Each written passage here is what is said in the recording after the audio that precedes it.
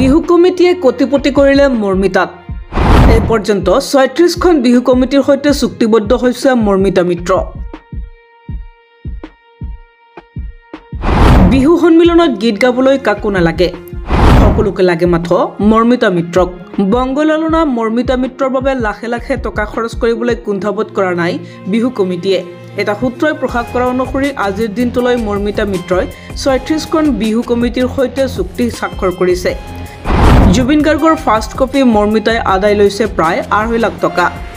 তেজপুৰৰ বোৱাৰী মৰ্মিতাৰ বাবে এডভান্স দিবলৈ ভয় কৰা নাই বিহু কমিটিয়ে। অসমৰ উজনিৰ পৰা নামনিলৈ গীত পৰিৱেশনৰ বাবে ৰিহাৰ্চেল কৰি আছে মৰ্মিতা মিত্ৰই।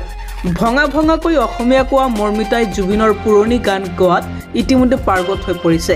সেয়ে বঢ়াই আছে ৰেট। এই ৰাতিতে ২.৫ লাখ টকা পৰ্যন্ত টকা লোৱা মৰ্মিতাই কিন্তু ঠাই বিশেষে বঢ়াই দিছে ৰেট। গুৱাহাটীৰ পৰা দূৰত ফাংচন কৰিবলৈ যোৱাৰ বিনিময়ত তেওঁ দাবী কৰিছে ৩ লাখ টকা। মৰ্মিতাই বিচৰা ধৰণেৰে টকা দি দিছে বিহু কমিটিয়ে। মৰ্মিতাৰ গ্লেমাৰৰ ওচৰত ম্লান পৰি গৈছে দীপলিনা ডেকা। অসমৰ জাতীয় ক্ৰাছ বুলি ডেকা অসমীয়াই হৃদয়ত থাপি লোৱা দীপলিনাই মৰ্মিতাৰ ওপৰত পাত্তাই নোপোৱা হৈছে। শিৱসাগৰ তিনিচুকীয়াৰ পৰা ধুবুৰীলৈ সকলো বিহু কমিটিয়ে মৰ্মিতাক গান গাবলৈ বন্দোবস্ত কৰিছে। তেওঁলোকে আদায় দিছে এডভান্স। নিৰ্ধাৰিত সময়ত গান গাবলৈ হাজিৰ হোৱাৰ চুক্তিৰে ইতিমধ্যে ৫০ লক্ষাধিক টকা মৰ্মিতাই উপাৰ্জন কৰিছে। মৰ্মিতাৰ ৰূপত মন্ত্ৰমুগ্ধ অসমীয়াই ইতিমধ্যে পাহৰি পেলাইছে ৰাজীৱ দুৱৰীক।